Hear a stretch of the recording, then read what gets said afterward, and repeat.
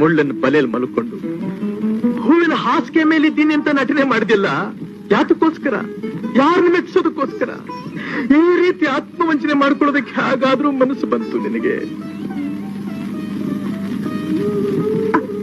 ಆನಂದ್, ಹೇಳಿದ್ರೆ ನಂಬ್ತೀರಾ? ನಂಬ್ತೀನಿ ಉಷಾ. ಉದ್ದಕ್ಕೂ ನೀನು ಆಡಿದ ಮಾತಿನೆಲ್ಲ ನಂಬ್ಕೊಂತಾನೆ ಇಲ್ಲಿವರೆಗೂ ಬಂದಿರೋದು. ಹೇಳು ಹೇಳು. ನಾನ್ ಸುಖವಾಗಿ, ಸಂತೋಷವಾಗಿ, ನೆಮ್ಮದಿಯಾಗಿರ್ಬೇಕು ಅಂತ ನೀವು ಹೇಗೆ ಬಯಸಿದ್ರೋ ನಾನು ಹಾಗೆ ಬಯಸಿದೆ. ನನ್ನ ಮನಸ್ಸು ಹತ್ತಬಾರದು ಅಂತ ನೀವು ಹೇಗೆ ನಿಜ ಮುಚ್ಚಿಟ್ರು ನಾನು ಹಾಗೆ ನಿಜ ಮುಚ್ಚಿಟ್ಟೆ. ಸತ್ಯ ಹೇಳ್ತಿದ್ದೀನಿ ಆನಂದ್,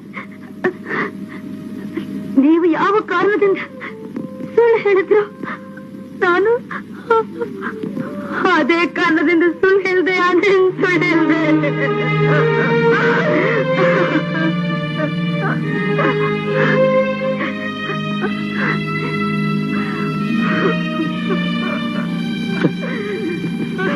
ನೀರಲ್ಲಿ ಮುಳುಗಿರೋನೊಬ್ಬ, ಬೆಂಕಿಲ್ ಬಿದ್ದಿರೋನೊಬ್ಬ, ಇವನು ಸುಖವಾಗಿರ್ಲಿ ಅಂತ ಅವನು